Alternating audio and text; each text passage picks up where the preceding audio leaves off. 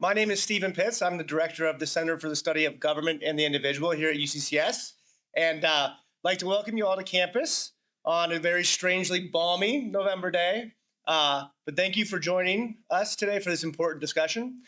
We are happy to be partnering with the Steamboat Institute to bring you a very timely debate, I think we can all agree, on capitalism versus socialism.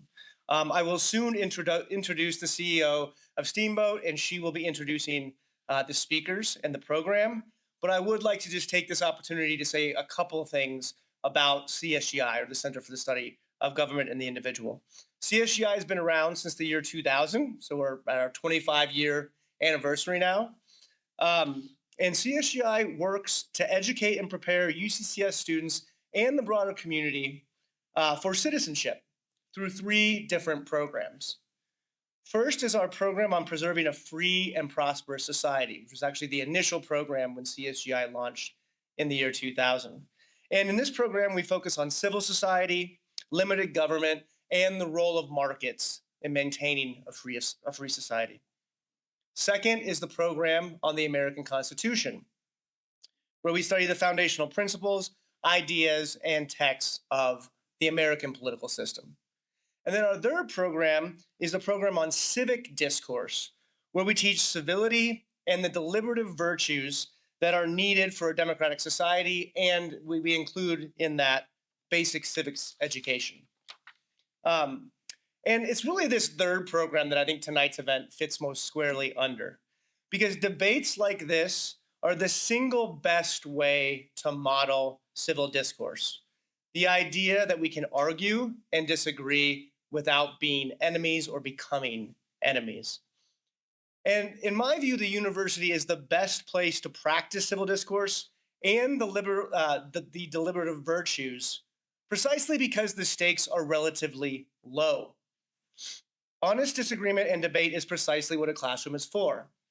Right? We all know that disagreement can be uncomfortable and that it's possible to lose your job or become estranged from a family member over a bad or heated political discussion. That doesn't happen in the university. Worst case scenario, your professor isn't very charitable and gives you a worse grade. They never should do that. If there's honest debate in the classroom, it should not affect your grade. But that would be the worst case scenario. So I think that in the university, the stakes are relatively low. And in a university setting guided by academic freedom, that is where we should get accustomed to having disagreements and learning from them. Of course, I should say that by saying low stakes, I don't mean that it doesn't require courage, right? Debating does require courage, and I think it would say it requires exceptional courage to debate in front of, approximately 200 people in front of you. So I think even before we begin, our speakers deserve a little credit for that, right? But I also suspect that by the end of this debate, they won't leave as enemies, but rather as those who've learned from each other and have a little more respect for each other. My prediction could be wrong, but that's just what I predict. That's what I predict. Again, we are thankful to the Steamboat Institute for inviting these speakers and for moderating this event. So I will now introduce Jennifer Schubert-Aiken.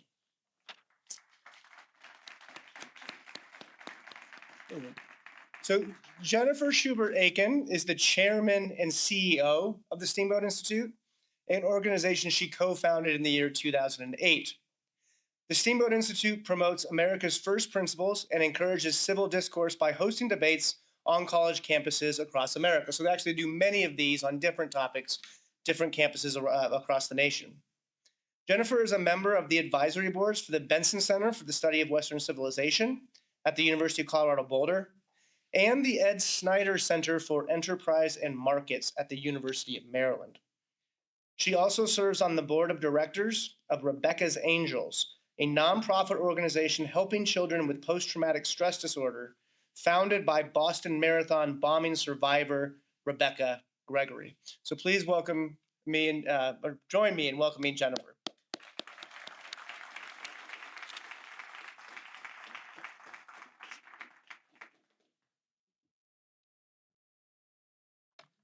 Good evening, everyone. Thank you, Steve, for that warm welcome. We love coming to Colorado Springs. I have to start off by saying when we founded the Campus Liberty Tour debate series, in 2018. The very first tour was on nationalism versus globalism. We came here to Colorado Springs to UCCS and had 500 people at the Ent Center to see Nigel Farage and Vicente Fox debate. So that was one of our very, very first debates right here at UCCS. I want to thank all of you for coming out tonight. Thanks also to our live stream audience watching from all over the country. A few of the watch parties I would like to mention. We have Josh Rosales and Latinos for Tennessee, Veronica Cargill and friends at the Washington and Lee Spectator in Lexington, Virginia, and Joseph Pressler and friends with the new Turning Point USA chapter at Vale Christian High School. So I'm glad you guys are watching tonight with your groups of friends. Steamboat Institute was founded in 2008 in Steamboat Springs, Colorado, where we wish there was snow right now, but there's not a lot, for the purpose of educating people about America's first principles and fostering an appreciation of the freedom we enjoy as Americans. We've hosted dozens of debates on college campuses over the past 7.5 years. Why debates? Well, it's because civil debate and discourse, not violence, are the key to solving our nation's problems. When we stop talking to each other, bad things happen. With each of our debates, the emphasis is on critical thinking and critical thinking skills and learning how to think, not what to think. Tonight is the last of 6 stops in our fall Campus Liberty Tour. In September, we kicked off the fall semester at Virginia Military Institute with a debate on whether the U.S. is experiencing a constitutional crisis. It was a fascinating conversation between George Washington law professor Jonathan Turley and Boston College law professor Daniel Farbman. In October, we visited Cornell University with a debate on whether American global dominance is the best defense against tyranny and evil. After Cornell, we went to the University of Texas in Austin with a debate on the impact of tariffs on the economy.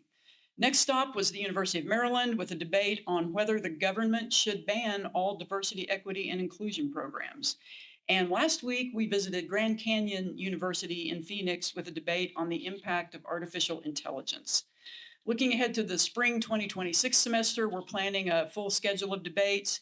So we hope you'll check out steamboatinstitute.org to view our full debate schedule. I believe we had some flyers out here too with more information about the debates. With all of our debates, you can register to watch live from anywhere in the country.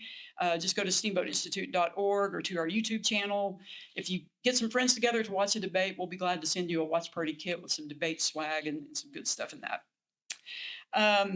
Also, all of the previous debates, if you're interested in any of those I've mentioned, all of those are available for free on Steamboat Institute's YouTube channel. So check that out if you get a chance. As a nonprofit, nonpartisan organization, Steamboat Institute relies on the support of many generous individuals and foundations to bring programs such as tonight's debate to campuses across the country. I would like to extend a special thank you to our major sponsors, the Adolph Coors Foundation, the Diana Davis Spencer Foundation, the Lined and Harry Bradley Foundation, Jack Roth Charitable Foundation, Arthur N. Roop Foundation, Bruce and Marcy Benson, and John W. Childs for their support, which has allowed us to expand the Campus Liberty Tour to more than 30 campuses across the country. Now, for tonight's debate.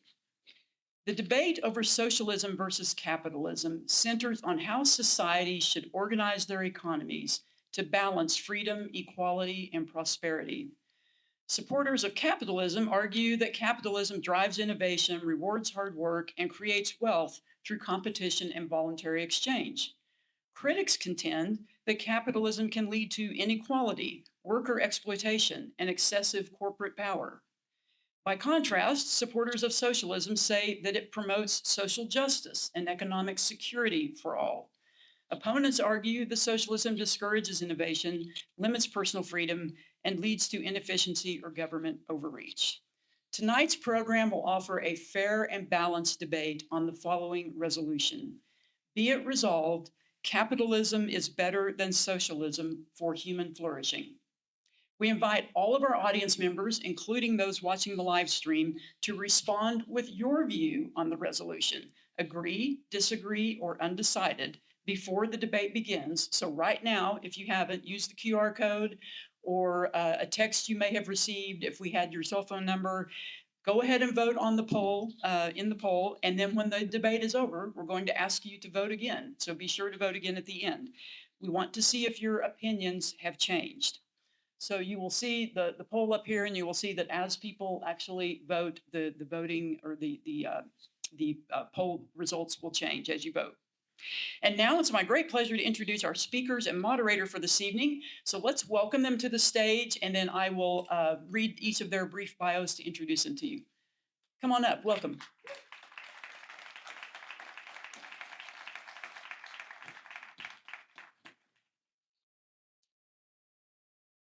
So each of our speakers will remain seated while I introduce all of them, and then I will turn it over to our moderator. Arguing the affirmative on tonight's resolution is Yaron Brook, chairman of the board of the Ayn Rand Institute. In addition to podcasting and speaking globally, Dr. Brook has written several books, including his most recent, In Pursuit of Wealth, The Moral Case for Finance. Dr. Brook also co-authored Free Market Revolution, How Ayn Rand's Ideas Can End Big Government, and another book, Equal is Unfair, America's Misguided Fight Against Income Inequality. Dr. Brook was born and raised in Israel. He served as a first sergeant in Israeli military intelligence and earned a bachelor's degree in civil engineering. In 1987, he moved to the US, where he received his MBA and PhD in finance from the University of Texas at Austin, and he became an American citizen in 2003. Dr. Brook serves on the boards of the Ayn Rand Institute and on the board of the Clemson Institute for the Study of Capitalism. Let's give a warm welcome to Dr. Yaron Brook.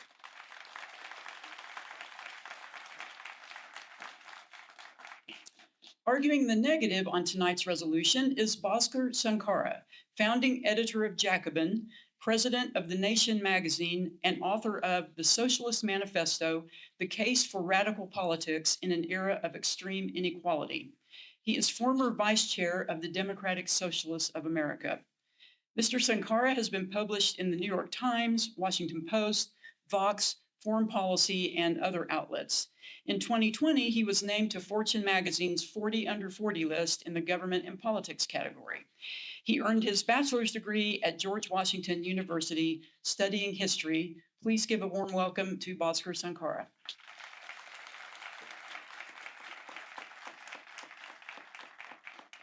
Our moderator for this evening's debate is Hadley Manning. Hadley is director of Steamboat Institute's Fellowship for Public Policy and American Exceptionalism, which supports the careers of principled young journalists. Hadley was a recipient of this fellowship in 2016. Hadley writes and provides commentary on a variety of issues, including economics and healthcare policy for Fox Business, the New York Times, Forbes, Real Clear Policy, and other outlets. She graduated from the University of North Carolina with a double major in economics and journalism, where she was a Moorhead Kane Scholar. And now I'll turn it over to Hadley to begin tonight's debate. Thank you, Jennifer. Good evening, and thank you to all of you for joining us. Thank you to those of you on the live stream. Thank you to everyone who's voted in the pre-debate poll. I'm going to review our results at this moment. 59% of our audience agrees with the resolution that capitalism is better. 26% disagree, and 15% are undecided. We will take a post-debate poll at the end of tonight's discussion to see if anyone's changed their mind. But I just want to say, as it's been my privilege to moderate many Steamboat Institute debates over the years, that I think there's so much value to coming and hearing a debate, even if your mind's not changed, because my hope is that everyone will leave with a better understanding of both views, both perspectives. So to get things started, we're talking about, as Jennifer mentioned, a huge topic, how we arrange our economy and our society, and a relevant one, because New York has just elected a socialist mayor. It is certainly something that we're talking about at all levels of government, and something that we'll get into very deeply tonight. We will start with 5 minutes of opening statements, first from Yaron and then from Bhaskar. And during the course of tonight's debate, I want to encourage all of you in the audience to submit questions. You should have a QR code and a way to do that through your phones. You can do this if you're watching the live stream. Those questions will come to me on this iPad, and during our discussion, I will insert some audience questions. So, Yaron, opening statement number 1. Sounds good. It strikes me that this is not a typical college campus. If 59% agree with the proposition, so I wish that was the state of American colleges. I don't think it is. So I'm going to argue tonight that capitalism, both from an historical perspective, from an economic perspective, from a theoretical perspective, and from a moral perspective, is the system that leads to human flourishing. And indeed, the socialism destroys human flourishing, destroys human life. And in history, at least those who've advocated for socialism, those socialism that have been tried, but in my view, theoretically this outcome has to be the manifestation of socialism, leads to death, destruction, and poverty. So it leads to the exact opposite of human flourishing. But before we get into the details, and I'm sure during the debate we'll get into a lot of the details and we'll break this down, it's important, I think, to set our terms, to define our terms, what we mean by capitalism, what we mean by socialism. And I'm not sure we're always going to agree on, even up here on stage, never mind in the audience, about what those terms mean. So I'm going to tell you what I think capitalism and socialism mean. So capitalism, in my view, is a system of private property and voluntary exchange. It is a system in which individuals are left free to interact with others as they see fit, where the role of government is the protection of individual rights, rights being the freedoms to pursue your own life, the freedom to pursue your own value using your own reason.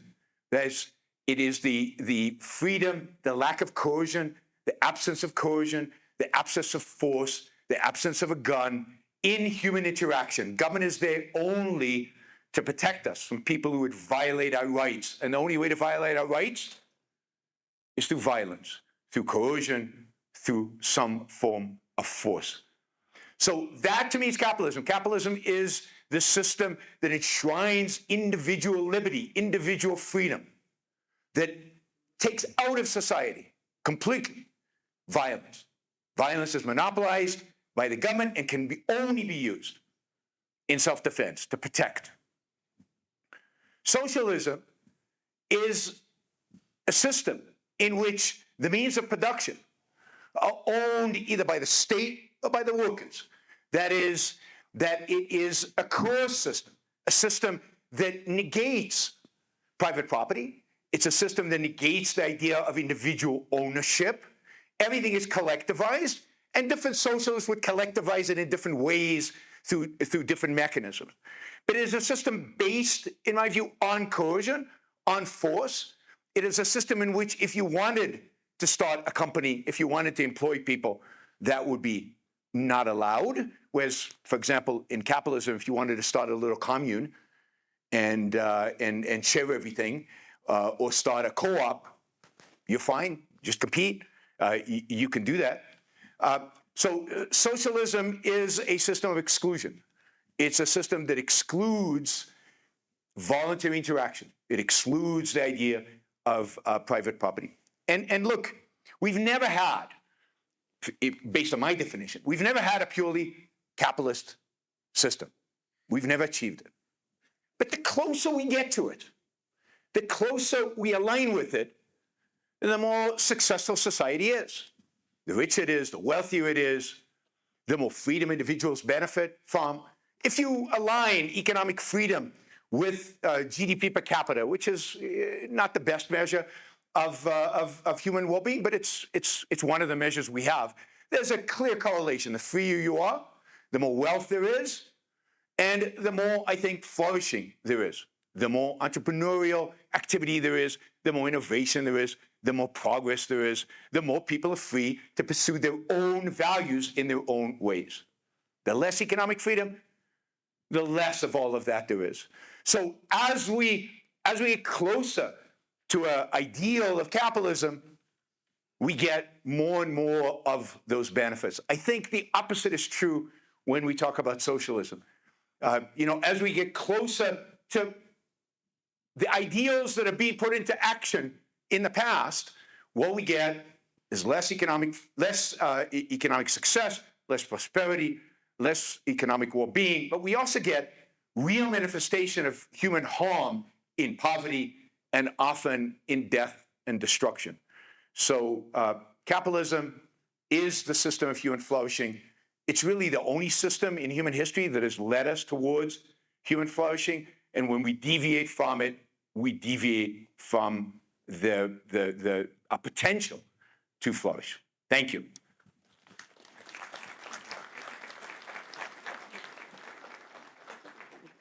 I want to begin tonight in a place that might surprise people in a debate like this, with praise for capitalism.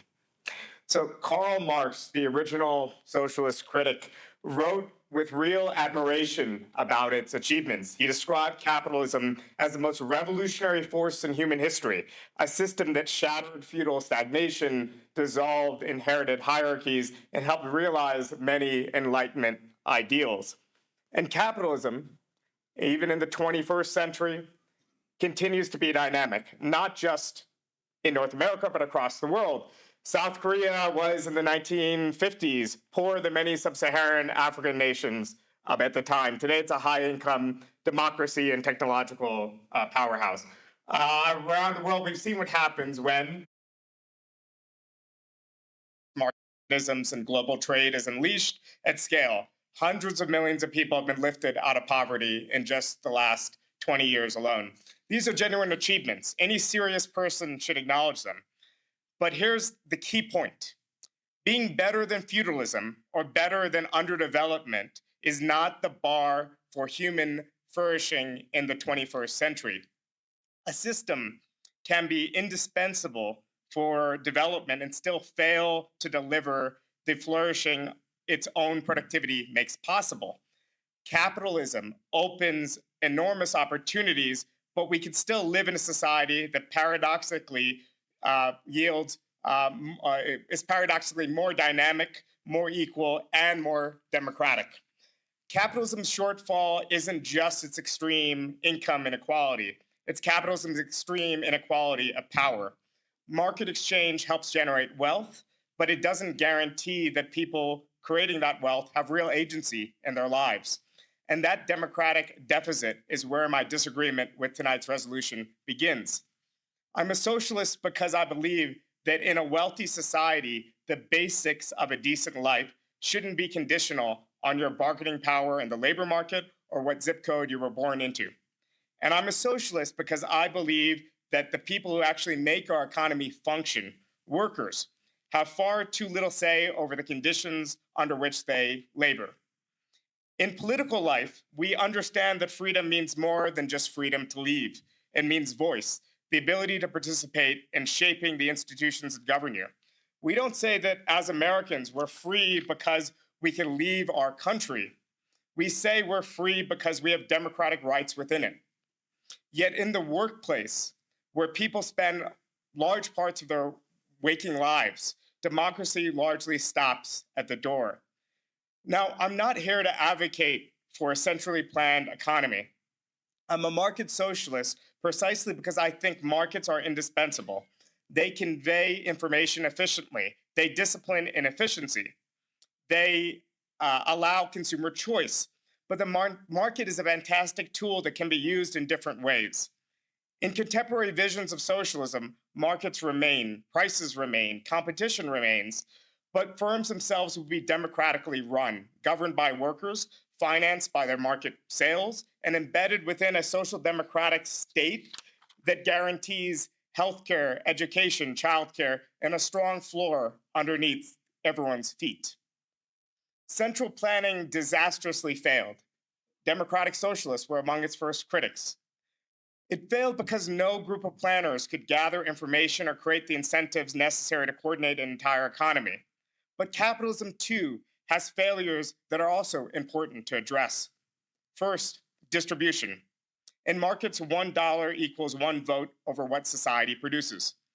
And in a society where most essential workers earn very few dollars, their needs and preferences are systematically outweighed by the extremely wealthy. The rich don't just have more power in markets for consumer goods, they use their market power in production to block the kinds of redistribution that would broaden human flourishing. The very success of capitalism at generating wealth creates actors with the political and economic clout to prevent that wealth from being better distributed. Second, democracy. Workplaces under capitalism are largely authoritarian institutions. You could quit, but quitting is a very thin form of freedom. Democratic socialism wants to give people both a voice and exit, extend democratic norms into economic life. It lets, in other words, people who are generating a firm's profit get both its dividends in addition to a fixed salary and have a say in its governance. And because democratic firms still compete in markets, they cannot avoid innovation, efficiency, or labor-saving technology more broadly. They simply share in its gains. So let me be clear. Capitalists perform real entrepreneurial and managerial functions. The socialist claim is simply that those functions can be replicated in a labor-managed firm governed by workers themselves. Capitalism transformed the world. Socialism's promise is to push further and build upon the world that capitalism has made possible. In the 21st century, I see no reason why we can't experiment with new modes of creating a society that will be both more equal and more democratic. Thank you.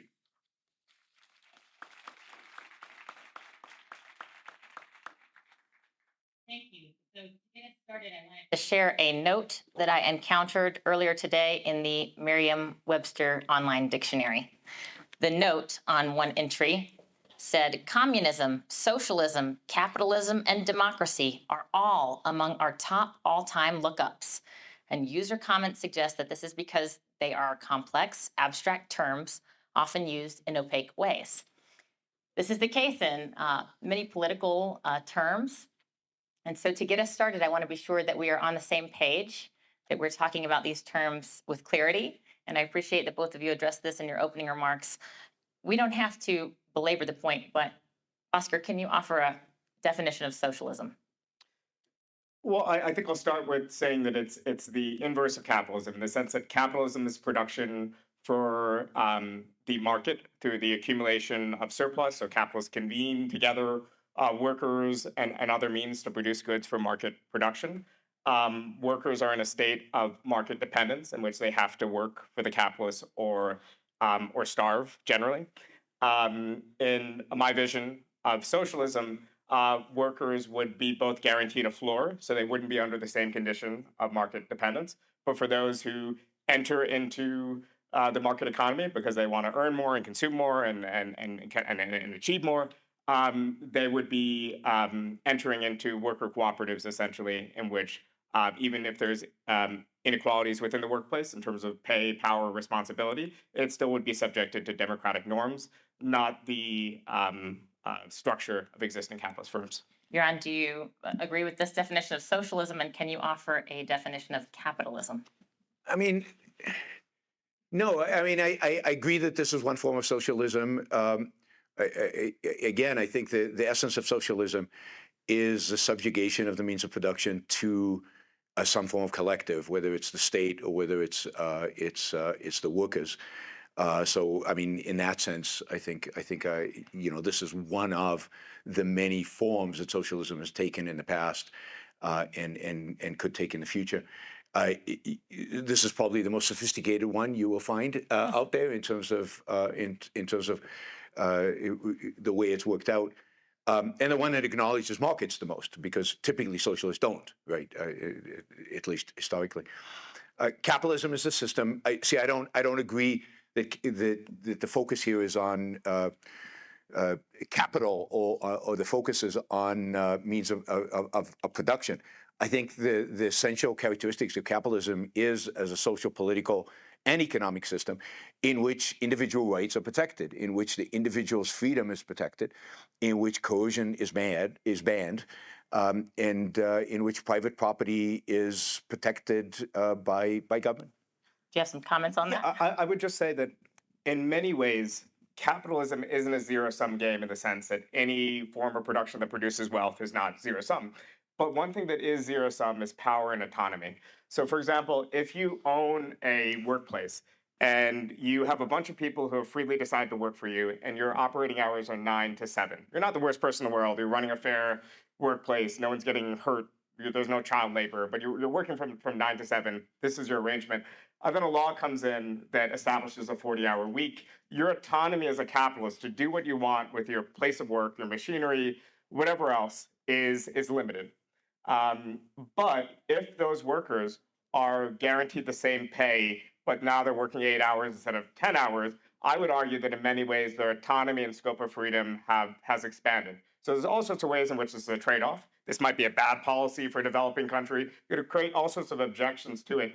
But I do think this is where there is this zero-sum relationship. So where I would disagree is this idea that socialism and the role of the state is just taking away freedoms, because I think it's a little bit more complicated. In some cases, you're giving freedoms and you're taking away freedoms and autonomy as well. So I think every time you take away freedom like that, the freedom of the workers and the owners to negotiate how many hours they're going to work and at what pay, whenever you enforce a regime like that, you're engaged in a negative sum game. That is, I think that it is a net destroyer of economic value, and I think ultimately it is a net destroyer of freedom. That is, what about that worker who actually wants to work the 10 hours, or what about you're taking away the flexibility of being able to negotiate terms. You're taking away freedom from both the worker and the owner. So it's limiting, it's restricting, and any socialist or government intervention like that is restricting and limiting. It's taking freedom away, and it's destructive. It's not just zero sum; it's negative sum. Do you have anything more you want to say? We keep going now. Yeah. I mean, I think we keep going on and on. I mean, obviously, in existing societies where we already have these rules, workers are entitled to time and a half. Generally, reductions in hours have been tied with increases in pay.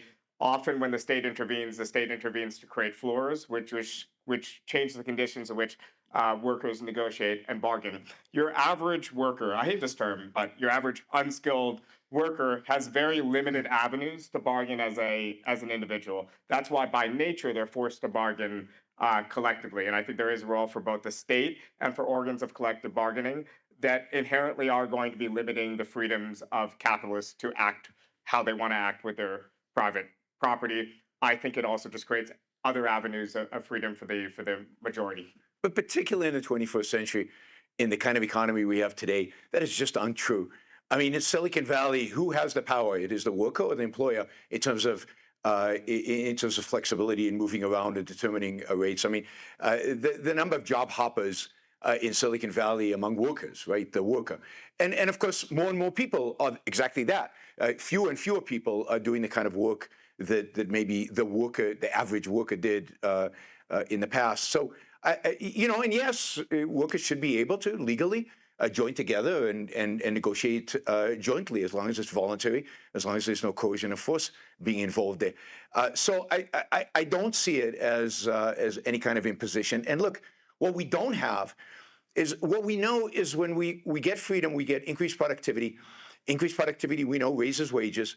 And my view is, under capitalism, if you took away all these restrictions and laws and so on, you would get a massive boost in productivity, which will ultimately benefit everybody, both the employer and the employee, because of increased productivity.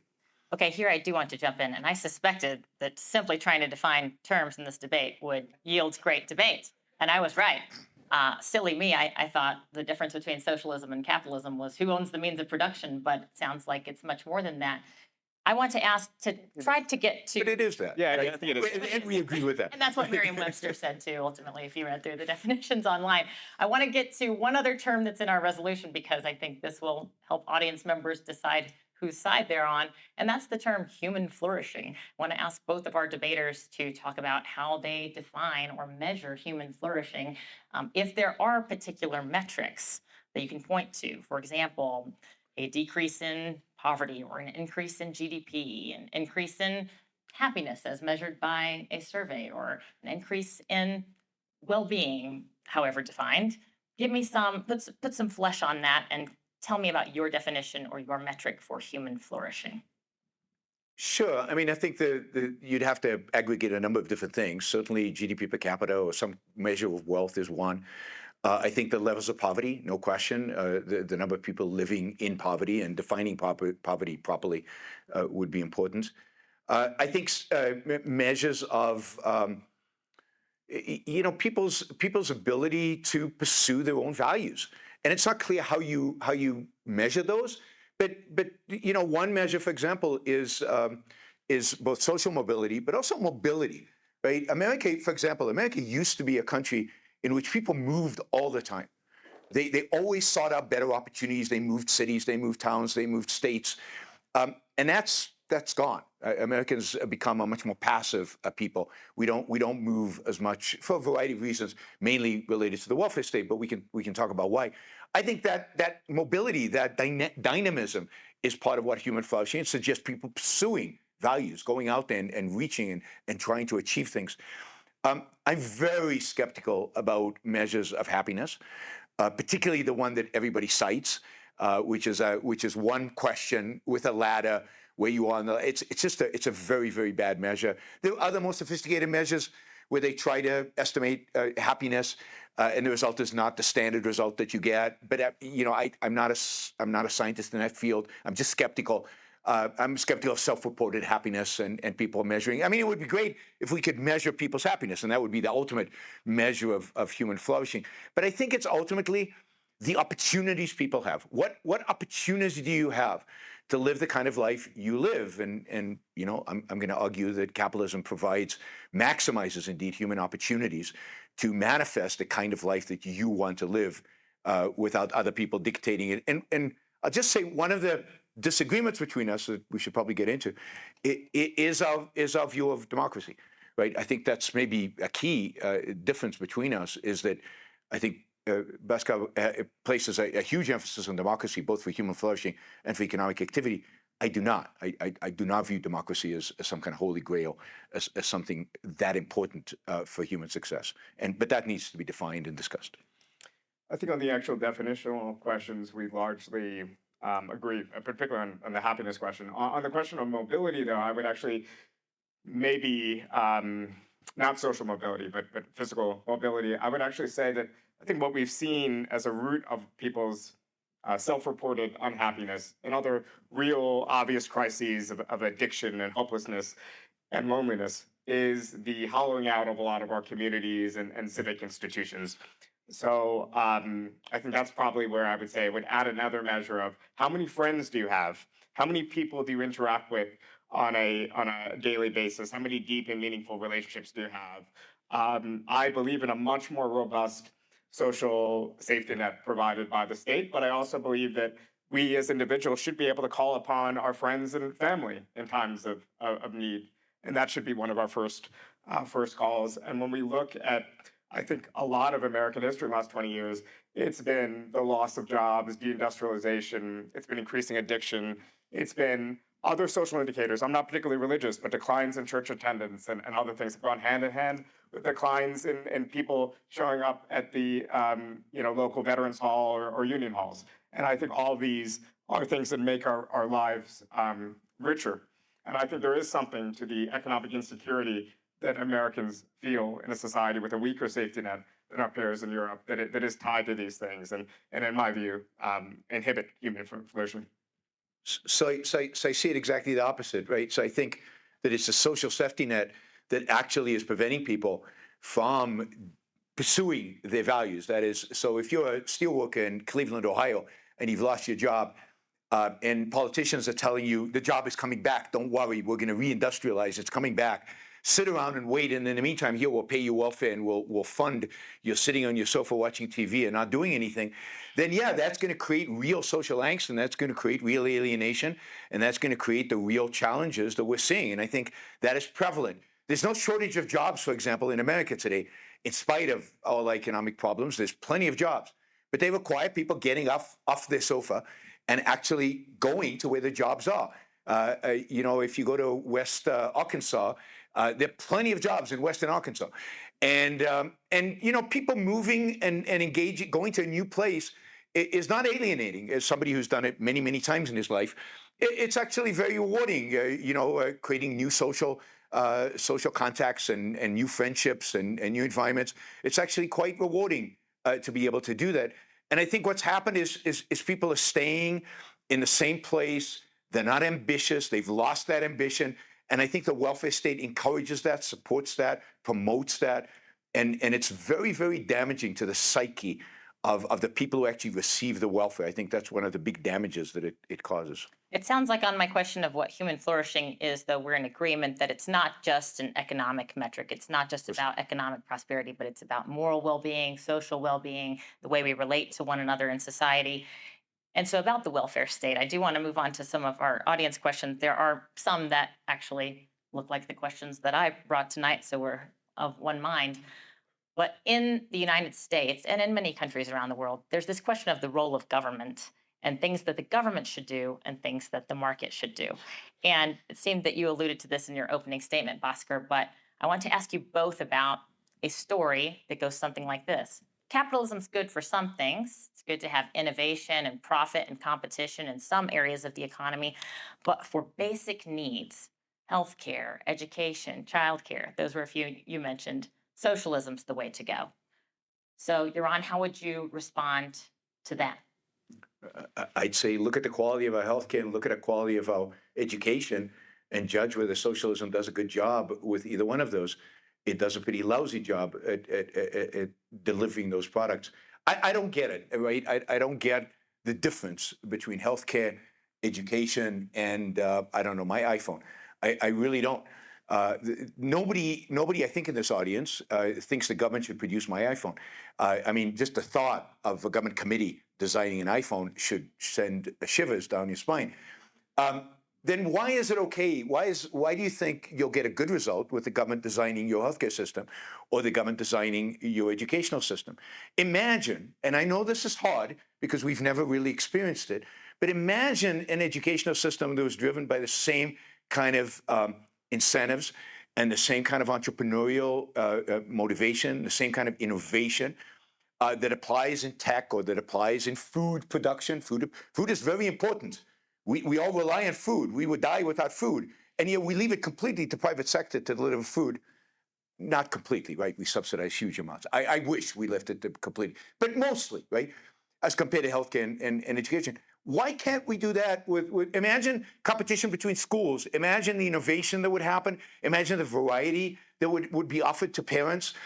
Imagine what would be possible if we actually brought that same spirit of competition and collaboration and innovation to education and, of course, to healthcare. And those of you who think that's what our healthcare system is, it's private. Our healthcare system is the worst of all worlds. It's a mishmash of bad incentives with a huge amount of socialization. Like, I'm going to turn 65 soon, and I will get socialized medicine, right? I'll be just like in Europe. The government will fund all of my needs when it comes to healthcare. But the private part of it is badly incentivized because of this huge Medicare and Medicaid. So it's a mishmash that is a disaster, and we regulate insurance companies so we don't get market-driven insurance. Again, imagine a world in which this was actually driven by market incentives. What a beautiful thing that could be, how cheap healthcare would be, and how innovative it would be, and how we would all be living to much, much longer than we are living today. Now, I can't prove that because I can't point to anywhere where they have that. But why can't we extrapolate from the areas where the markets work to areas where we don't let the markets work and see what happens? There's a famous graph that the American Enterprise Institute puts out and about the cost of things, how things have changed in terms of cost. And almost everything that is market driven has gone down in cost in terms of inflation adjusted, wage adjusted, however you want to look at it.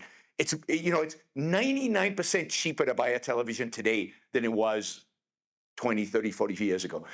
The only things that have increased in price are the things that the government heavily regulates: education and healthcare, right? And housing is flat, but of course that's super regulated as well. So things where we allow a market to function, where we allow capitalism to function, I mean, somewhat, if they're all heavily regulated, heavily controlled, imagine what there would be if there wasn't all that. Declining prices, everything else is upward. I'd like to see declining prices on everything and increased quality on everything, and I think that is what's possible if you bring markets into it. So I think if you actually look at all the components of your iPhone, every component can be tied in some way to state research and development. And I'm not saying the state necessarily has to have that that role, but it's just a matter of fact that in your particular iPhone example, it did have that role. I would actually agree. I'm being excessively generous today. I woke up in a very good mood today. But I would actually agree that our healthcare system in the US is kind of the worst of both worlds in the sense that we heavily subsidize consumption of healthcare, but the state doesn't have the mechanisms like other countries have to control costs. So I would say in a more socialist healthcare system, the state would have more mechanisms to, for better or worse, more mechanisms to control cost rather than just subsidizing consumption. I think the education system in the US as a whole, K through 12 education, is actually a radical success story that has been undermined by broader social problems, broader problems of poor kids going to school hungry and things like that. But America has actually produced innovative education methods. I was better educated than my parents, who were educated in the British style, British Commonwealth system of rote repetition and education. We were at the cutting edge of all these techniques, and they happen in K through 12. There needs to be strict measures on the performance of schools. There needs to be schools of different types and varieties. But I personally think that education should be guaranteed as a social right. I actually think this is one case in which the state should continue to run areas of public education. In other areas, you might say that the state should guarantee the right to free, let's say, age 2 to 6 childcare, but that these providers should still be private providers. There should be some method of cost control, and essentially the state should just be subsidizing kind of access and enabling everyone to have access. There's many different policy ways in which we could decide what should be a state-owned enterprise and what should be a guaranteed right. But in general, I would say that the core of what it takes to live a good life, at the very least, the core necessities of education, childcare, healthcare, should be guaranteed as rights just by virtue of being born. Though I do agree that the way in which we've constructed the U.S. welfare state is often the worst of both worlds, in which we again subsidize demand without controlling cost or being able to produce more goods. I think Nordic countries do this much better than us. I want to jump in because you mentioned the term social right. And I want to ask you, Bhaskar, what your definition of a social right is and how you differentiate, because maybe it's a stretch to say that the government's going to nationalize the creation of iPhones, but there are other areas that are not healthcare, childcare, and education, things like transportation or housing, things that you might consider to be basic needs in our economy. And I think this is one of the challenges politically for socialism, is that it seems to be a slippery slope between what are the things that we really need that the government should provide for everyone, and where do we draw the line on that? So I'm going to ask you, where do you draw the line between things that you consider to be social rights that should be socialized and other things? We could draw the line at a policy level of what's efficient, what works, what doesn't. So at the very minimum, we should say there should be no street homelessness in the United States. That might mean that we're giving people shelter beds that are safe, but are not somewhere where, given other choices, people would want to spend long term. That's ensuring a basic right to housing at an extremely minimal level, a level comparable to other advanced capitalist countries. That's a policy we have in New York and other places. But you can't tell me that this would disincentivize people from wanting to live in nice, stable homes or whatever else. It's often a of last resort. I think there's other areas where one can argue, what are the policy ramifications of free childcare, of shifting that burden from just private families onto the public writ large? I would argue that there'd be plenty of additional offsets of making easier for women to decide to re-enter the workforce. If they want to re-enter the workforce, if they were given these options, there might be other knockdown positive effects. We just have to figure out how to design these programs. But if you actually look at the countries with the most expansive welfare state, often this has been tied to not stagnation and people just relaxing and sitting back and leeching off this welfare state, but it's actually been connected to having a more dynamic economy. So in Nordic countries, for instance, often you'll have greater rates of firm failure than you do in the US in terms of these firms, they emerge, they have to deal with both high wage demands because the workers are generally covered by collective bargaining agreement, and they also have to deal with a host of other competitive pressures. These firms fail, workers go unemployed, so a lot of the dynamics that you want to happen. But there's a social compact that says, hey, this isn't the worst thing in the world because we have active labor market policies to get us into other jobs in other sectors, and we also have this welfare state to rely on, so we know we're not going to be destitute. In America, I think people are really afraid sometimes of the consequences of failure, in part because we don't have these welfare state institutions. So Nordic states, I mean, the United States, is probably the most entrepreneurial country in the world. Sweden is relatively, entrepreneurial compared to Europe, but it's less entrepreneurial than the U.S., less entrepreneurial than Israel. Denmark is less entrepreneurial than Sweden. So fear of failure exists all over Europe. A failure is a much bigger deal in Europe than it is in the United States. Entrepreneurship rates in the U.S., particularly if you take Europe as a whole, are much, much higher in the United States than they are in Europe. And repeat entrepreneurs, that is, one of the measures is if you failed, you start up again. Those measures, the United States blows Europe out of the water. So indeed, in spite of the welfare state, or maybe because of it, fear of failure is greater in Europe than it is in the U.S. And social stigma associated with failure is much larger in Europe than it is in the U.S. In Silicon Valley, failure is almost a badge that you wear. In Europe, it's something that if you fail, banks won't deal with you. And even family, there's a stigma around it. I want a few things that Bhaskar said. In terms of, you have to admit that if you start offering homeless people free housing, at least at the margin, there's some people who are paying rent right now that would rather drop out of rent in order to get the free housing. So at the margin, there's always going to be a group that is incentivized, yes, to abandon whatever housing they have in order to accept the free housing of the state. And you see this in Los Angeles. The more free housing they offer, the more homeless people there are. I mean, literally, the homeless problem is increasing as they increase the number of housing they provide homeless people, which is completely predictable. Any economist would predict that. When you offer something free, demand for it increases. So this is the problem. The problem is the government is equipped to only do really one thing. The essence of government is force. I mean, George Washington said this in, I think, his second inaugural address. Government is a gun. That's the essential characteristic of government. When government says something, it is imposed on us. When there is a law, somebody shows up and enforces that law, and the consequences are violence. The consequences are force. Force is good for only one thing. There's only one good use for physical force, and that is self-defense. Using force in economic policy is destructive. It always is. So government policies are always going to be destructive, whether we can see it immediately, right? Because it looks like it had positive effects. Whether we can see the distortions and perversions or not, force is always going to be destructive when it is applied to, to the economy, to our lives as individuals, anything in which we can have a voluntary exchange. And it surprises me that Bhaskar thinks the education system in the United States is so good.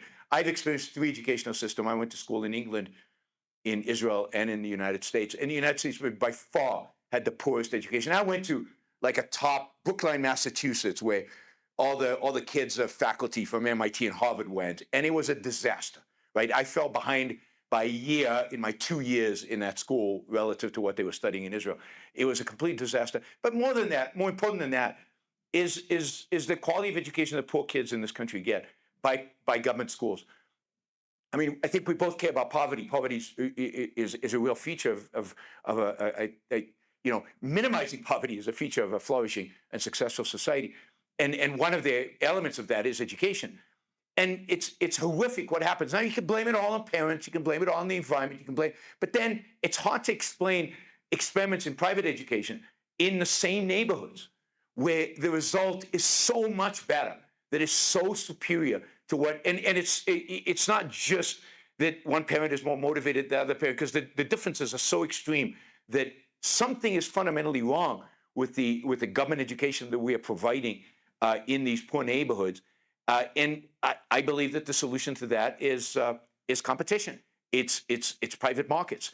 And the private schools are also very inefficient. The public schools are very inefficient in terms of cost. So take away that burden of cost, the opportunities for real innovation and real progress in poor neighborhoods in education is astounding. It's one of the reasons, poor parents often support kind of school choice, because they realize that what the option they have, the government is providing, is a really, really, really poor option. Do you think that school choice or private schools is an indictment of the socialized education system in U.S. states? I think that there should be measures to hold public schools accountable. I think we already have a lot of those measures, see what schools are performing well, what outcomes are going well. I think a lot of these schools, some of them need more funding, some of them need people to get fired and then to get reorganized. But in state-owned enterprises, even in, let's say, how they handle healthcare in the United Kingdom or other countries with socialized healthcare systems, there's core benchmarks and metrics of infant mortality rates, patient outcomes, infection control outcomes. There are benchmarks, and there are ways to make these state sectors dynamic and efficient without potentially creating these private actors that will be limiting access in the long run to be sustainable by ability to pay, and that will also be like magnets taking the most. I think a lot of these studies do say often the people that go through the trouble and are able to get their kids into some of these magnet schools or some of these charter schools are those who are most capable as parents. Often, maybe their income is very low, but they're D-class immigrants who have a certain background and have the ability to help navigate their kids. I think we should be seeking in this area to have an equitable outcome. And I do think it's a tremendous achievement, despite all the problems with education in the US and everywhere, the fact that we know for a fact that if a kid is born in America right at this moment, that we know for a fact that they're going to be, if they don't have a developmental issue, they're going to be literate. They're going to have these basic standards of this ability to engage in the world that we can't take for granted. My grandmother, who was born in Trinidad and Tobago, was illiterate, and she's a very smart, witty person. Never had the ability to engage with the wealth of knowledge and culture and life, and that would not have been the case if she was born in the United States. I want to ask Yaron the converse of a question that I asked Bhaskar. I asked him about social rights, and I know, Yaron, you believe in individual rights, and you believe in a much more limited role for government. We do have a question from the audience. Would you agree that the way we provide for our military is a strand of socialism? I also want to ask you about certain areas that we have had the government do for a long time: firefighting, police, public roads. Is there concern that if capitalism has its way, that we'll go into a sort of anarchy, that we won't have government order providing for some of these basic services that we as Americans are accustomed to having the government provide? So I certainly don't believe in anarchy. I'm very much opposed to the idea of anarchy. I believe the state has an important role to play in protecting those individual rights. And those individual rights are basically our freedoms to live our lives based on our own values, in pursuit of, based on our own thinking, in pursuit of our own happiness. And, freedom from, what does freedom mean? Freedom means the absence of coercion, the absence of force. So the job of the government is to catch the crooks, to catch the criminals, to the fraudsters, the people who are clearly, abusing other people, and to define those, to help define what that means. And of course, to help define what property rights means and to make sure that property rights are not violated. That is the role of government. That is it. Does that mean that a lot of the stuff that you have learned to accept that the government provides to you, you wouldn't have? Yeah, absolutely. So a lot of stuff that government provides today, I think, in a truly capitalist society, it wouldn't be provided. Again, all it should do are three things, basically: defense, policing, and judiciary. That is it.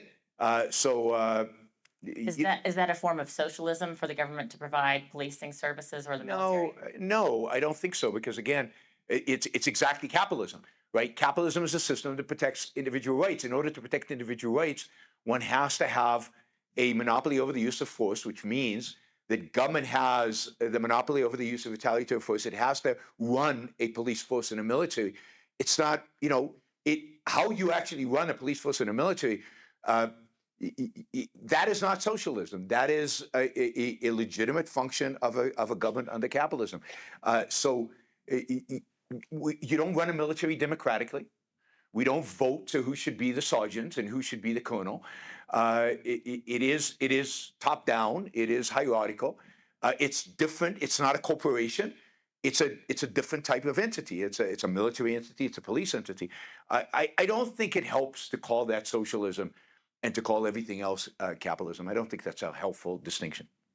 I have several questions that relate to workers and workers' rights and how workers exist inside of either of these systems. One of our audience members asked, as an unskilled worker, I have never felt like I had the power to decide my hours worked and pay for those hours. I've always felt my employer has the overall power to decide. As a worker, how does capitalism give me the power to decide my own wage or hours when used in practice? I mean, if you're an unskilled worker in an area where there's lots of competition, that is, that you're easily replaceable, there's somebody else who can do your job easily, then you're going to have a difficult time pricing your own labor, and your decision then has to be, which employer do I want to work for? How many hours do I want to live? What's my standard of living going to be given the wages that I'm going to get? Because the wages are kind of set by the market. You're not going to be determining the wage. But the option, Bhaskar positions the option as work or starve. And then there's a sense in which that's true. But there's also other options. You could become an entrepreneur. There are plenty of unskilled laborers who've started their own businesses, gardening businesses, other businesses, and actually started an entrepreneur. And I think even in our heavily controlled banking system as it is today, there are opportunities to get loans and to start businesses like that. You could go and become a subsistence farmers like your ancestors were. It's not a great life, but there are choices. The choice is not die or work for an employer. And it's not just one employer. There are thousands of employers out there who are employing people. You can also move to a different state where there might be different sets of opportunities available to you. Or, and here's another alternative, you could learn a skill and become a skilled laborer, which would automatically raise your wages. I mean, so capitalism provides you with lots of opportunities that require effort. None of it's going to just be provided to you. None of it's just going to be handed to you. You're going to have to go out there and pursue these opportunities, but it does provide you a plethora of opportunities. But yeah, being unskilled is, you're going to face the market. You're not in a great position vis-a-vis the market. Question also related to workers' rights and how workers interact with the owners of businesses. An audience member asked, Bhaskar's vision could be implemented now within capitalism. In other words, you could form a commune, as Yaron suggested, where inside the commune, people follow certain laws, they respect limits on the number of hours worked, they provide a certain wage. Why is it not? Capitalism cannot be fully realized if we force this type of market socialism. What means of coercion would Bhaskar implement to move towards his vision? So first of all, there are successful worker cooperatives. The fifth or sixth largest corporate group in Spain, Mondragon, is run as a worker cooperative. There are certain structural reasons why it's difficult to form worker cooperatives under capitalism. One, of course, is access to credit and other resources. But one of them is just simply a matter of the choices of workers as rational actors within the current set of rules that we have. So, for example, if I am really good at my job and I know me and my coworkers can do a better job than our boss and we could run our workplace as a cooperative, we might stop and say, actually, I don't want all my eggs in that basket. I'd rather get my labor share of income at 50% of my value than to risk having all my limited resources pooled into this new enterprise that's being set up. So that's why often these visions of cooperatives involves also having a role for public banks and other forms of financing and legal and financial support to serve as creditors and early investors in enterprises. So simply, I think it is very difficult to imagine little islands of worker management within a sea of capitalism. It exists. It exists with Mondragon. It exists with a host of different labor managed firms in the United States and elsewhere. But ultimately, I think in order to create and incentivize the creation of new forms, the rules of the game need to be changed.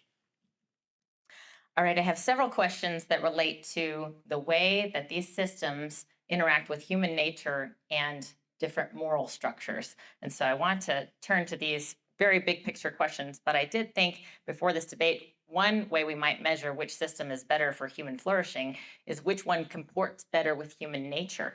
And I heard Yaron in his opening statements talk about humans as rational people. I think one of the arguments about capitalism is that it harnesses and takes advantage of humans' self-interest. And so I want to ask each of you, and maybe I'll start with you, Bhaskar, how does socialism comport with human nature or take advantage of what is good or useful about human nature? Does it? Does it go against human nature and yet it is still the better system in your view? How would you respond to that?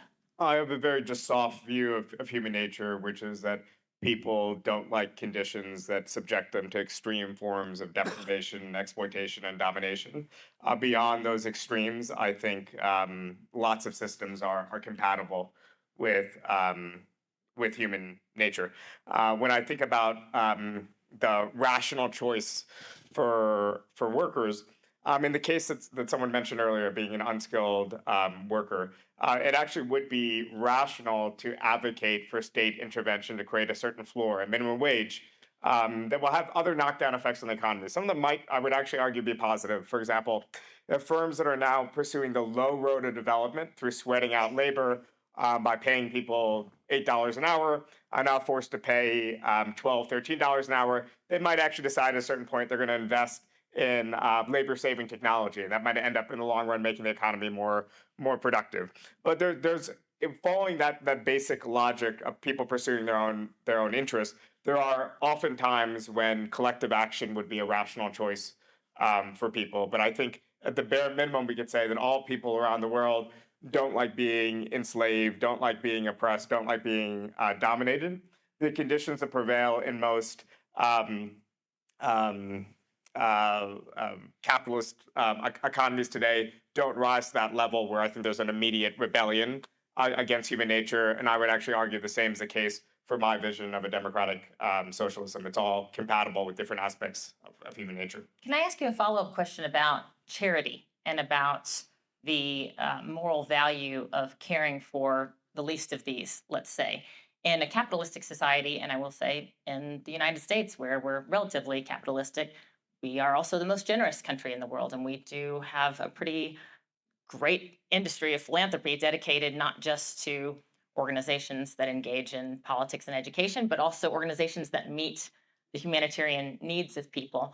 Do you think that there's something superior to a system that relies on a choice to give charitably to one that relies on instead redistribution? I think charity is great. It has moral value. I think we should all give to charitable organizations. We should give to our friends. We should give to our neighbors. I would say that I actually have to look at that figure about whether the U.S. is the most generous. I would say it might be skewed by the U.S. tax system and just the power of our NGOs and nonprofits. I'm very grateful to Steamboat, so this doesn't apply to them. But in general, a lot of these are institutions that are not always I think the most efficiently run, have large overheads, yada, yada. And especially because we have smaller families, smaller kinship networks than a lot of other countries.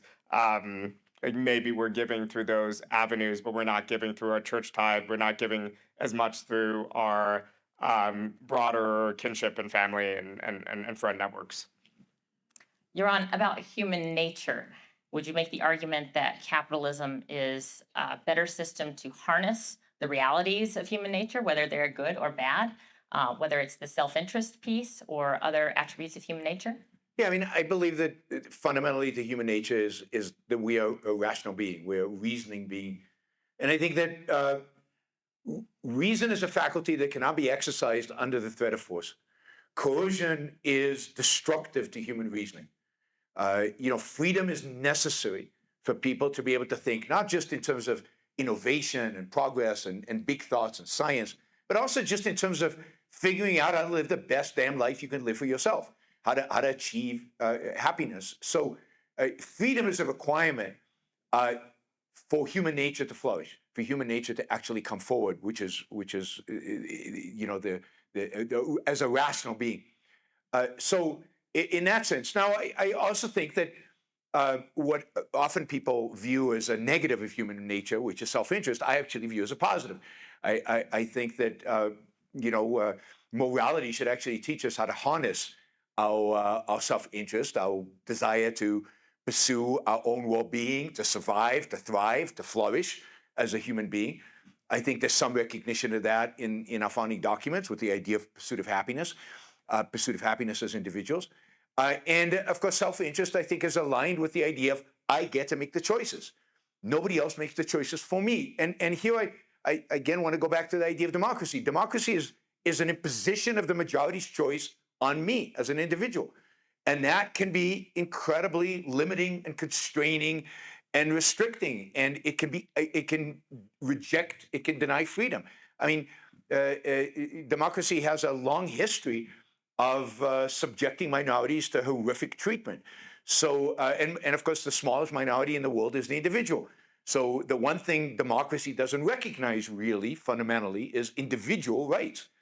So capitalism is the one system that recognizes that it is the individual that matters and that he requires freedom in order to flourish. Can you respond to this idea that there is a tyranny of the majority that would overcome a socialist system, that workers would, you know, take control of the firm, that citizens would take control of the country to the detriment of the individual, to the detriment of a minority group? Of course, tyrannies of the majority exist. That's why we need strong negative freedoms. That's why we need the ability to pursue our own lifestyles, to freedom to worship, freedom to express, freedom in civil society. Now, in my vision of a good society, we might spend 28, 32 hours a week on average in the workplace. And within that sphere of the workplace, what I would question is if the right of a boss to govern their workplace without any sort of democratic accountability. Right now, that boss is accountable to a board or is accountable to a group of shareholders. So there's still a level of accountability. There's still going to be representative and not direct democracy in most workplaces.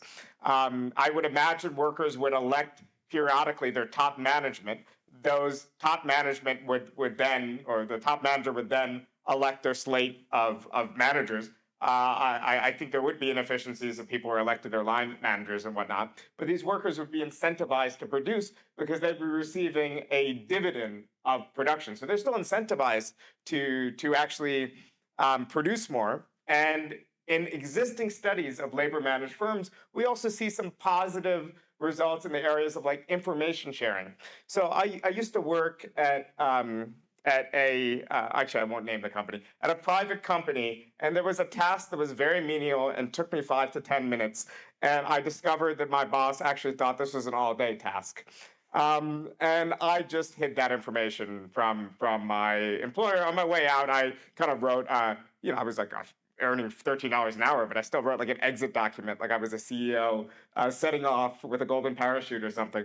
But workers hide information from their employers all the time. They're less incentivized to do so at a labor managed firm. I do think there's other countervailing forces that'll encourage people to be efficient, that will overcome any potential democratic deficits or problems. But right now, that boss is still in most cases accountable to someone. If they aren't accountable periodically to their employees, they're now accountable to shareholders or to other investors.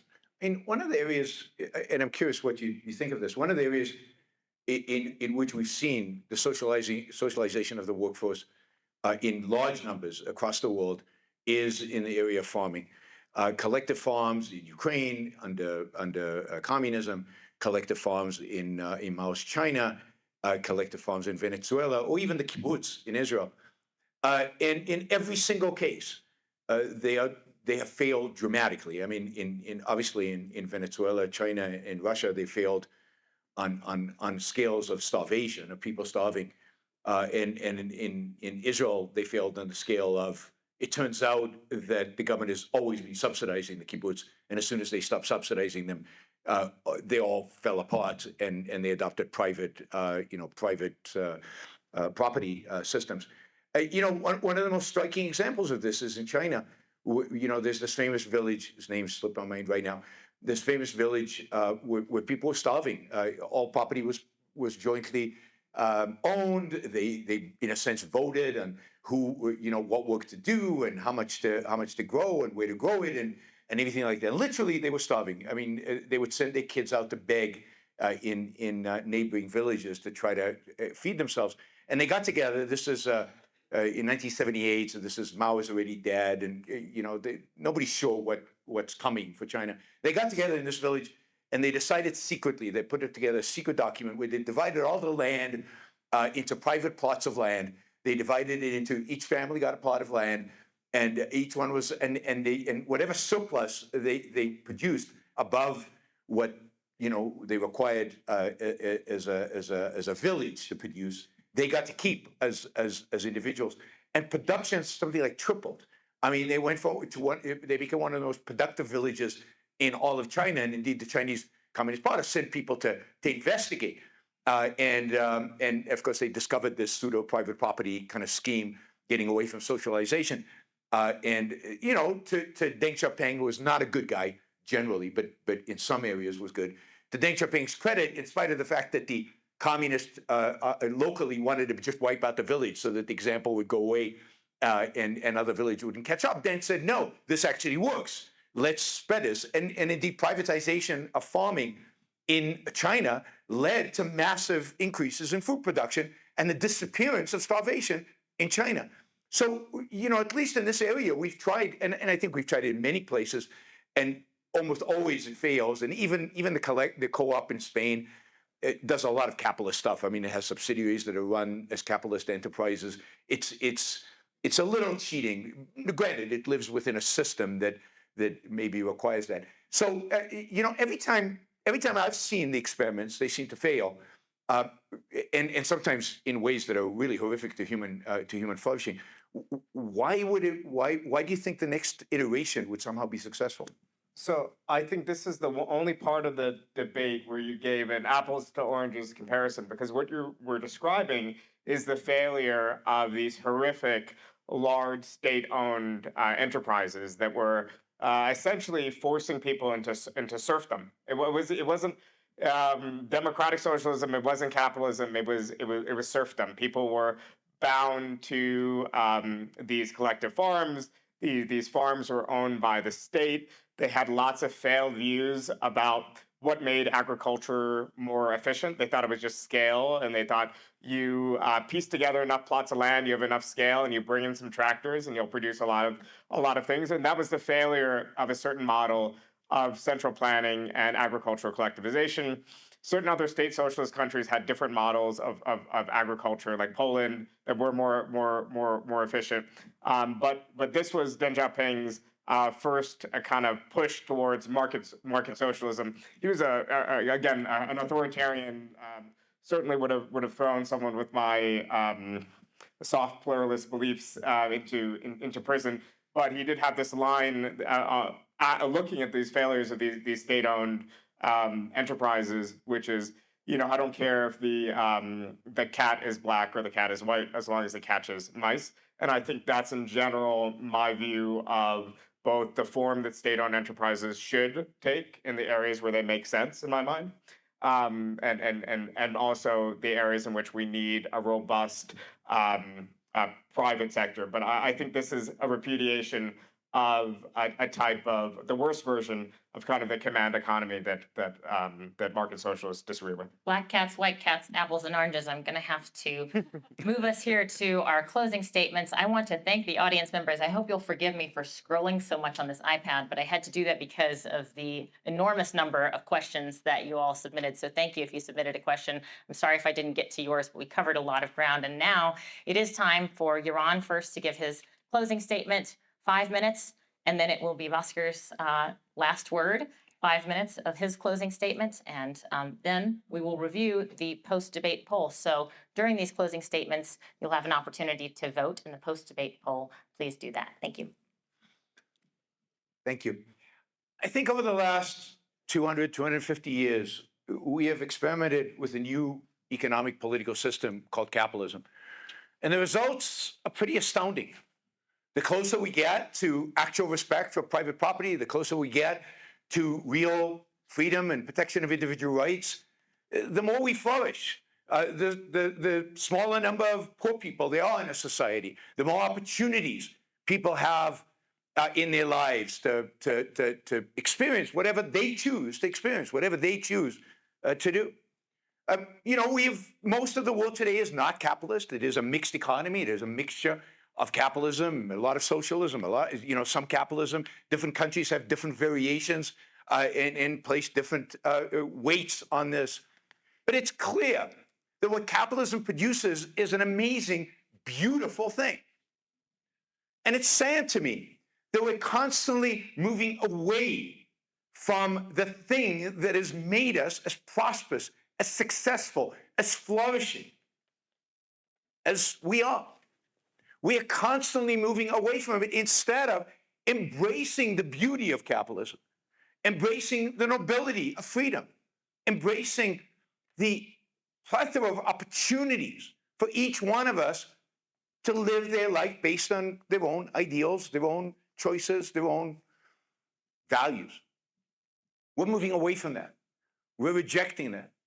Socialism wants to collectivize our choices, to collectivize our opportunities.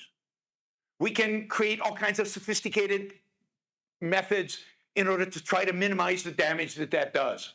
But at the end of the day, the damage that it does is the damage to individual autonomy, the individual's right to live his life the way he sees fit. That is not possible under any kind of socialist system. So, again, if you want to live in a commune, I don't suggest it. It's a horrible life, and communes have failed. Everywhere they're being experimented with. You can do it under capitalism. You're free to pursue your life. You're free to voluntarily engage with other people as long as you're not using coercion or force in any way you want. You want to start a commune, you want to start a farm, you want to start a collective, anything. You can do it. Under socialism, people like me are not welcome. Entrepreneurs who want to start a company and employ people, that is not acceptable. There's only one form, which is a collectivized, socialized form of governance, which repudiates individual autonomy, individual freedom, and therefore limits opportunity and limits choices. It's, I think, one of the great tragedies of the 20th century and the 21st century is that we've lost an idealism of capitalism. We've mired in the little details of a mixed economy and what we should subsidize and who we should bail out and how big's the welfare state. That's all boring stuff, and it's all compromise.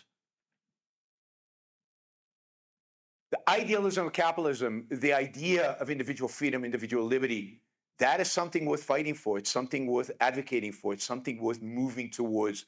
And one of the great tragedies of the world right now is that it seems, at least politically, the space for capitalism is shrinking. There's almost nobody advocating for it. Socialists on the left, socialists on the right, or at least statists on the left and statists on the right is what we're experiencing today in America. And we're losing and have lost, I think, the passion and the interest around something that has really created the modern world. Freedom created the world in which we live. And freedom, the freedom of the individual, is what we should strive to bring back. And that means we should strive to bring back capitalism, to enhance the scope of this wonderful system, enhance capitalism, not shrink its scope. Thank you.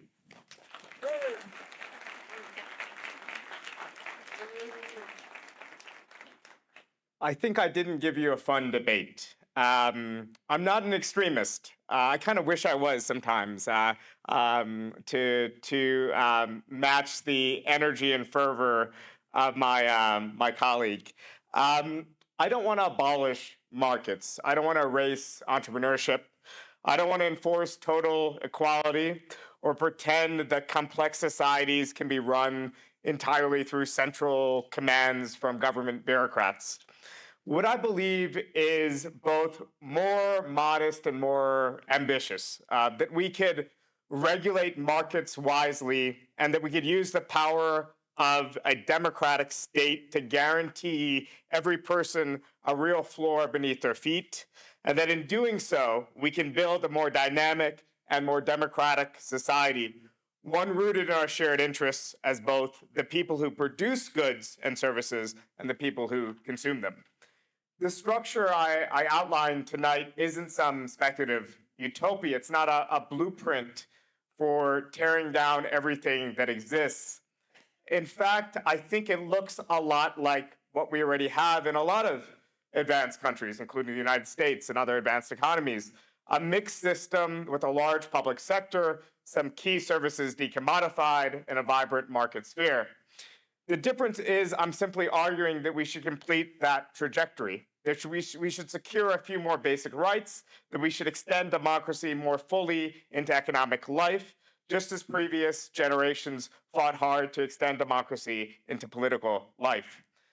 The society that I'm describing is in many ways an ultimate ownership society, real control by people who actually produce value, control over the firms in which they work, control over the direction of large parts of their economic lives, and control over the shared institutions that keep us all secure. In a moment of widespread hopelessness and a breakdown of faith over the future of America and its economy, this kind of shared ownership is not just morally appealing, it's stabilizing. It gives people a stake in the world around them. It gives them voice. It gives them the confidence to innovate and reap the rewards of that innovation. This isn't a rejection of capitalism's achievements. It's a natural successor to them. Capitalism created extraordinary wealth and technological progress, but it also created barriers, economic, political, and democratic, that prevent those benefits from being fully realized.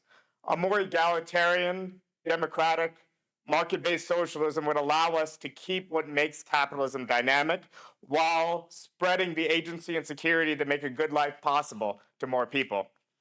And I want to be clear about one thing. There's no end of history that I believe in.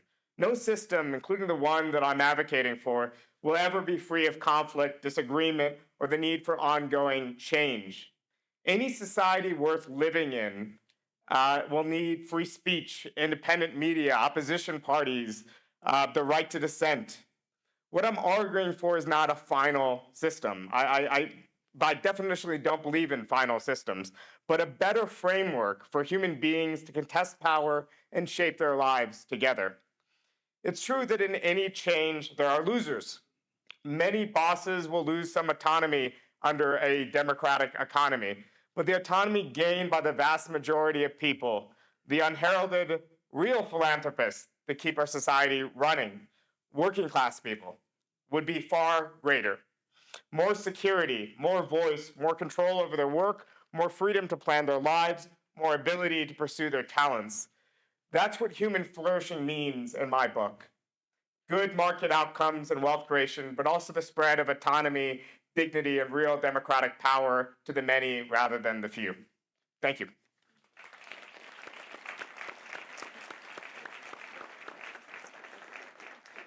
Thank you. Well, it's been my privilege to probe the philosophies of these two distinct speakers who have joined us tonight. So thank you for sharing your thoughts with us and allowing me to ask some questions. I'm eagerly looking forward to the post-debate poll results. Here they are. It seems that there's been relatively little change. 63% at the end of tonight's debate answered that they agree with the resolution that capitalism is better. 29%, 30% disagree. The numbers are still coming. I feel like Anderson Cooper on election night. The numbers are still coming in. And 8% are undecided. So a few less undecided people out there. And as the numbers continue to weeble wobble around, it seems that we've gotten a great result. So thank you guys for responding. Thank you for responding, and thank you for listening to tonight's debate. And I'll repeat what I said earlier. Even if you didn't change your mind, I hope your mind was enriched and your thinking about this topic was enriched. Let's have another round of applause for our debaters and our moderator. Who did a good job. Okay. In case you're wondering about the poll changing, we will, when the voting is finally over and it completely stops, it will be posted on our website, so you can always see it afterwards. Because right now, it looks like the affirmative has gained 2 points. The negative has gained 5 points. Am I reading that correctly, So, moderator? More people made up their minds. So that's where it stands now, and I don't see it changing. So once again, thank you to the Center for the Study of Government and the Individual. Thank you, Stephen. You do such a great job here at UCCS with promoting free speech and civil discourse. Also, once again, I'd like to thank the Adolph Coors Foundation, also the Woodford Foundation for Limited Government here in Colorado Springs, which supports the Campus Liberty Tour. If you enjoyed tonight's debate, we would ask that you consider supporting the Steamboat Institute. We are a nonprofit organization. Go to steamboatinstitute.org, make a donation, check out information about our upcoming events. Remember, if you can't join us in person, you can always watch these, and this will be posted on our YouTube channel. So if you want to watch it again or see some clips, share it with friends. We hope you will do that. It should be on our YouTube channel within the next 48 hours. We try to get those up really quickly in their entirety. We hope you enjoyed tonight's debate. For those of you here in person, we have some refreshments. Stick around and visit with our speakers. For those of you watching online, thanks again for joining us. Have a good evening. Oh, I'm sorry. Stephen wanted to say something. My apologies. Yeah. I was gonna say. I'm sorry. I don't deserve the last word, and I know everyone would like to leave, but I did want to take the opportunity to just plug a couple of things. So one, if you'd like to come to more CSGI events, please go to csgi.co. That's CO for Colorado. All of our events are up there. But also, we have, this is through the Dean's office actually, but CSGI is co-sponsoring it.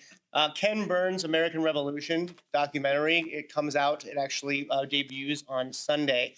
We are running it at UCCS, 6 straight days of like 3 hours with the program and the movie. So like I think you get some kind of badge if you do all of it. But we have like 6 days of that. There's flyers out there. Please check them out. And I will say thank you all for coming. I was shocked that no one mentioned Zoran Mandami today. And I didn't do it in my opening remarks. I figured I'd leave it for someone else, and it was never mentioned. Anyway, thank you all very, very much, and thank you again to our speakers. Yeah, Mark.